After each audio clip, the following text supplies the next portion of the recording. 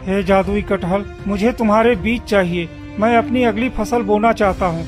मोहन तू ले सकता है, तेरी नीयत साफ है। जा 2 कटहल तोड़ ले। मोहन 2 कटहल तोड़ता है और खेत की ओर चला जाता है। लखन सब देख लेता है। अरे मोहन का खेत तो जैसे सोना उगल रहा है। इतनी सब्जियां तो मैंने कभी देखी ही नहीं। और इतनी जल्दी तैयार भी कैसे हो जाता है? और सुना है वो तो जंगल वाले बंजर जमीन में खेती कर रहा है। हाँ सच कह रहा है। ये सब्जियां तो पूरे इलाके में कहीं नहीं मिलती। लगता है जरूर इसके पीछे कोई राज है।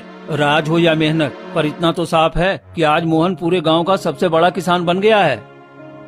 देखते ही देखते मोहन और सुनीता का नाम पूरे इलाके में फैल जाता है। उनकी गरीबी दूर होने लगती है।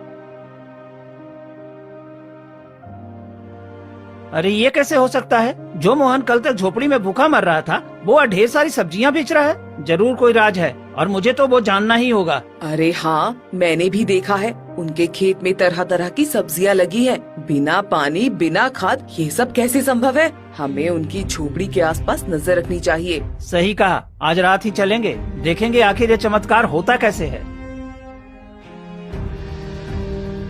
फिर लखन और महिमा पेड़ की आड़ में छिपकर देखते हैं। देखो जी, मोहन अपनी पत्नी से कुछ कह रहा है और कटहल के पेड़ की ओर जा रहा है। अरे चुप रहो, देखते जाओ, यही तो मौका है। फिर दोनों चोरी चुपके मोहन के पीछे पीछे जाने लगते हैं। हे जादुई कटहल, मुझे तुम्हारे बीज चाहिए। मैं अपनी अगली फसल बोना चाहता हूँ। मोहन तू ले सकता है, तेरी नीयत साफ है। जा 2 कटहल तोड़ ले। मोहन 2 कटहल तोड़ता है और खेत की ओर चला जाता है। लखन सब देख लेता है।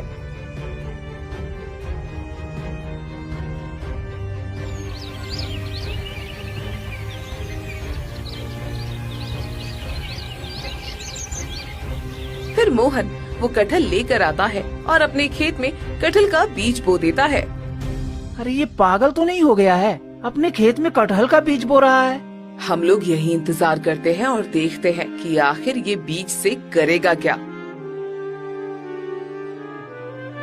फिर दोनों रात भर वही इंतजार करते हैं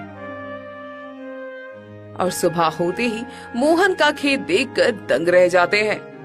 ये कैसे संभव है? कल रात मोहन ने कटहल के बीज बोए थे और देखो उसके खेत में टमाटर, भिंडी, लौकी, करेला सब कुछ उगाया है। सचमुच में ये जादू है।